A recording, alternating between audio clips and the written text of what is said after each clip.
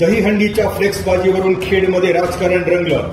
जुन्या टोल नाक्यावर फ्लेक्स लावण्यावरून राजकीय नेत्यांमध्ये चढाओढ. विधानसभेपूर्वीच दहीहंडीच्या फ्लेक्सवरून खेचाखेची.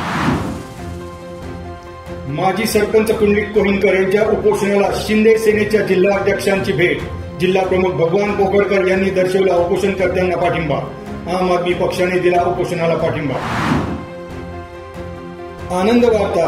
भामा आसखेड धरण 100% भरलं. धरणात 7.67 टीएमसी उपयुक्त पाणीसाठा. पाणलोट क्षेत्रात आतापर्यंत 1072 मिलीमीटर पाऊस. राजगुरुनगर शहरातील कावळ रस्त्यावर बेशिस्त वाहनांवर कारवाई.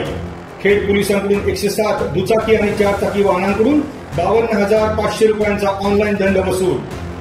चालकांनी वाहने पार्किंगमध्ये उभी करावी. खेड पोलिसांचे आवाहन. बसची वाट पाहत थांबलेल्या पत्नीवर भर रस्त्यात पतीकडून खुनी हल्ला. पतीला म्हाळुंगे पोलिसांनी ठोकल्या बेड्या. लोखंडी कोयत्याने हल्ला केल्याने पत्नीच्या डोक्यावर हाताला गंभीर दुखापत. कौटुंबिक न्यायालयातील वादाचे कारण आले समोर.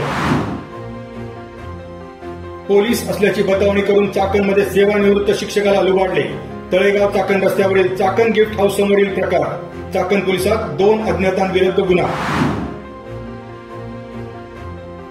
भरधाव डंपरच्या धडकेत दुचाकी स्वार प्रमोद सोनकांबळे तरुणाचा मृत्यू. डंपर चालक राजकुमार साकीतला अटक. खराबवाडी गावात चाकण तळेगाव रस्त्यावरील घटना. वाहन चालकांसाठी चाकण तळेगाव मार्ग बनला मृत्यूचा मार्ग.